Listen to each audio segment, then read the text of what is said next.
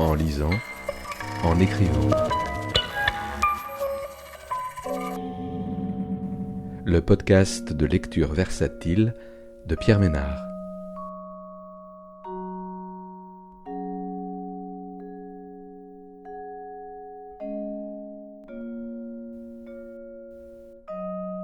Aujourd'hui, Tony tout court, de Chen Haddad, paru aux éditions POL en 2021.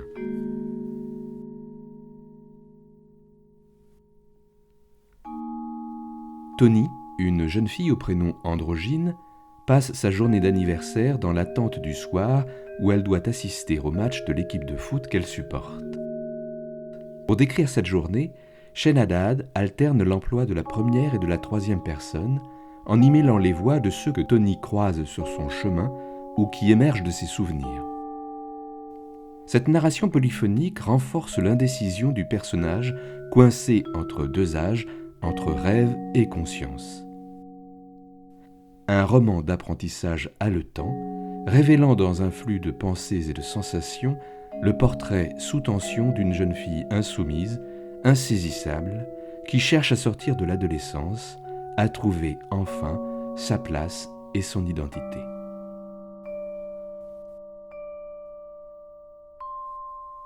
Ce soir, ce sera grand. Ce soir, ce sera grand parce qu'on va gagner. Tony s'imagine ce que doit être le rituel de son père au stade. Il doit arriver avant le match pour dire bonjour aux joueurs, au coach, à l'équipe sportive.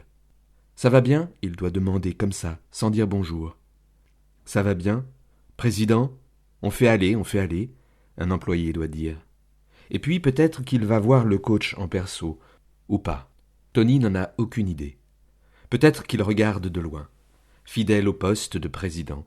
Président lointain, président mystérieux, président pouvoir, je ne sais pas.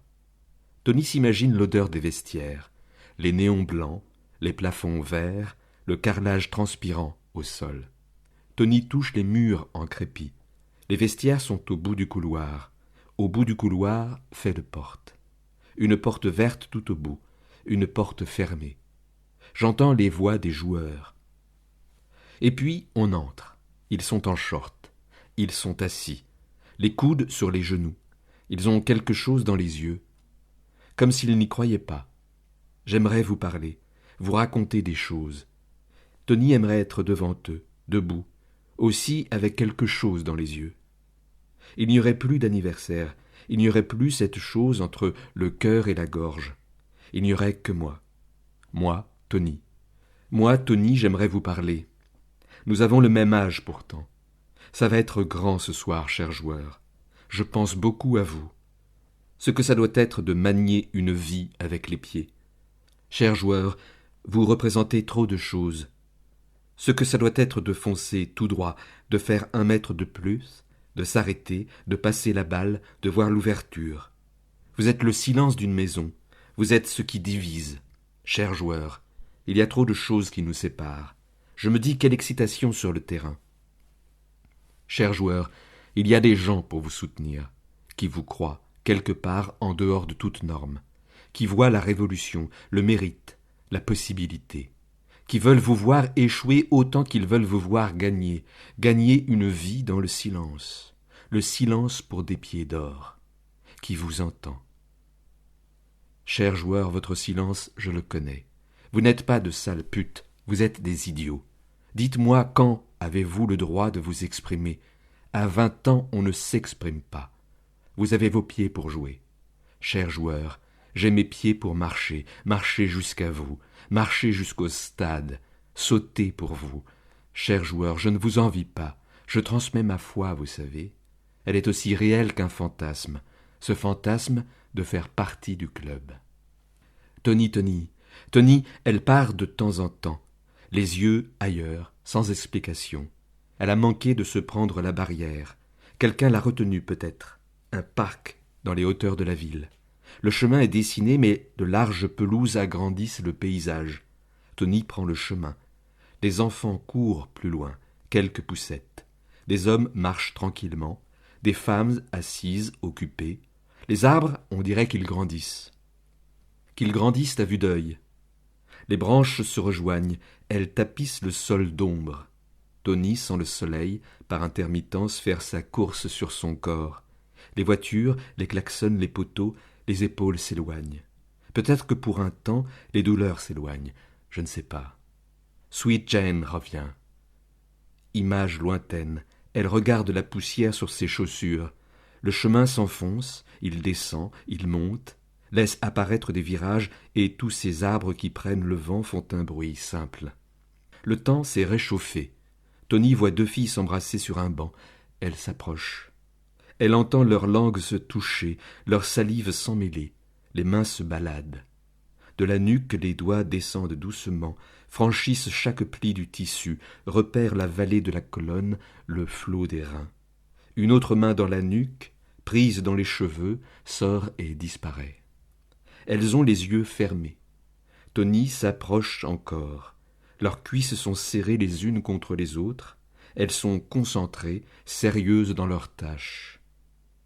Les yeux des filles papillonnent et s'entr'ouvrent me tiennent au rêve. Leur poitrine à elles se serrent aussi. C'est une symphonie. Dans leur lenteur, la volupté ressort et le bruit du vent dans les feuilles les berce. Tony est vide, simplement vide à regarder la douceur de la scène. Leurs cheveux forment des boucles qui s'unissent et se défont. Quelques personnes passent par là, mais Tony est seule devant la chose. Elle ne veut pas trop lever les yeux. Ce n'est pas mon affaire. Une pudeur, une certaine pudeur à garder quand on regarde. Je m'approche, rassurante muse, ne vous arrêtez plus. Les mains dansent sur le visage de la blonde maintenant, caresse de reconnaissance. Je veux connaître ses courbes et sa mémoire. Sans se presser, les longs doigts parcourent la mâchoire, les oreilles, et puis repartent avec fièvre dans la chevelure. Quel est ton visage? Tony regarde ses mains. Dans ses paumes, elle ne voit rien. Il y a tant de lignes à comprendre. Elle les touche délicatement et n'y voit rien que de cette chair trop blanche. Leurs lèvres rosissent, leurs joues rougissent. Leur visage bascule. Je ne m'en lasse pas. C'est une symphonie. Elle entend un gémissement très léger courir quelque part. L'une essaie de posséder encore un peu plus l'autre. Les lèvres cheminent, ardentes soldates. Une main empoigne une hanche, une autre tire des cheveux. Même l'avidité est amoureuse.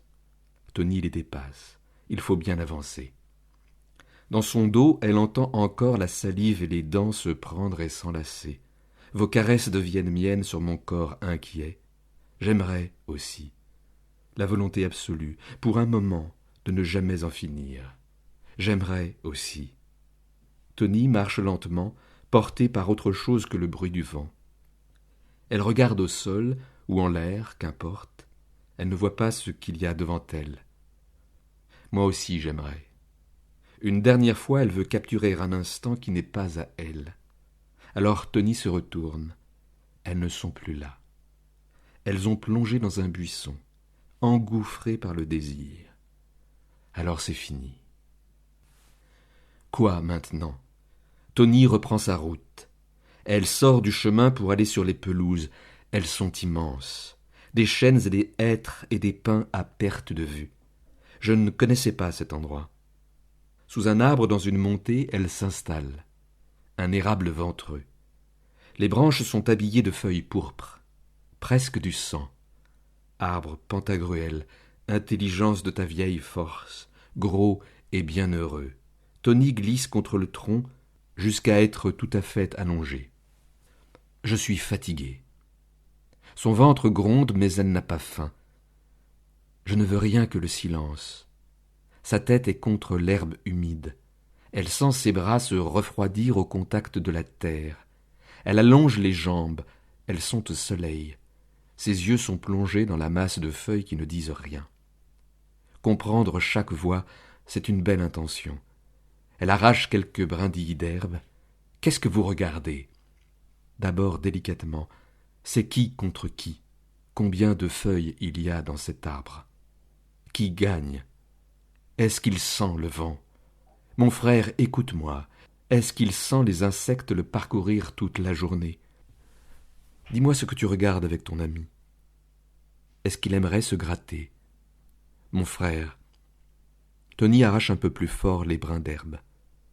Je peux regarder le match avec vous? Est-ce qu'il se sent seul? Les deux adolescents se levaient à chaque corner, à chaque coup franc. Un match décisif. Mon frère écoute l'indécis de ma voix. Quel âge a-t-il? Je peux m'asseoir ici? Combien de personnes a-t-il vu s'endormir sous ces feuilles? Tais-toi, Tony. Combien de couples a-t-il vu s'embrasser? Elle nous les brise, ta sœur. Tu nous épuises avec tes questions. Combien d'anniversaires, de siestes, de lectures, d'assoupissements, de cigarettes lui fumer dessus, être écrasé sur ses racines. Mon frère, tu te souviens du mariage de nos parents? Il se lève, la tient par la nuque, la transporte comme un cochon pour l'abattoir. Le claquement sec de la porte, mon frère, comme une lame qui tranche. Tony arrache franchement l'herbe, elle enfonce ses doigts dans la terre. Elle creuse. Combien d'amitiés brisées et combien de relations naissantes. Il n'y a rien pour toi ici, Tony. Tais-toi et sors. Combien de jus de fruits ou de soda renversés sur lui. Tais-toi et sors. Sweet Tony. Elle apporte ses mains à ses yeux. Elles sont pleines de terre. Mes ongles noircis. Elle glisse ses mains sur son cou, sa poitrine, laisse des chemins de boue sur sa peau. Elle relève un peu son t-shirt et elle pose ses mains sur son ventre, le souffle comme une précaution. Il tremble. Je ne regarde pas mon ventre. Tony sent la terre mouillée et les brins d'herbe s'étaler. Je n'entends rien. Elle sent la terre mouillée dans son nombril, les feuilles, le vent, la terre, son ventre. Et Pantagruel qui semble rugir. Je n'entends rien. Je ne regarderai pas mon ventre. Tony aimerait entendre les flux, les bulles, les gargouillis, les gaz, les percées, les balbutiements de son ventre. Sentir l'intestin et le foie et les reins travailler. Sentir ses os frotter les uns contre les autres. Les os couiner. J'aimerais savoir si quelque chose grandit. À 20 ans, peut-être que quelque chose grandit. Elle aimerait sentir ses neurones faire des lumières et des étincelles. Corps de l'intérieur réconfortant. Elle serre sa peau, fait des vagues, soulève et appuie avec ses mains pleines de terre. Et ses ongles tout sales. Quelque chose la gratte sur son avant-bras. C'est une fourmi. Elle fait son ascension. Tony la tourmente pour la prendre sur son doigt. J'aimerais qu'un jour un insecte s'arrête de courir et me regarde dans les yeux dans les yeux, éberlué, estomaqué par la rencontre impossible. La fourmi accélère. Tu communiques avec moi. Tony dépose la fourmi sur un brin d'herbe. Roses immenses et célestes semblent me murmurer à l'oreille quand tu souris. Ce sont les paroles de Sweet Jane. Roses immenses et célestes semblent me murmurer à l'oreille quand tu souris. Anxieuse fourmi, j'aurais dû te garder avec moi un peu plus longtemps. Gonfle ton ventre à fond. C'est un ballon ou autre chose, un volcan en action. La mer déchaînée. Tony ne pense pas à M. Je ne pense pas à M. La fatigue la prend, et ses paupières se ferment.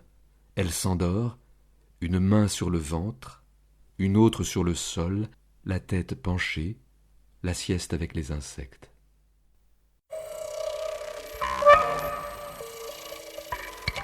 En lisant, en écrivant. Le podcast de lecture versatile de Pierre Ménard.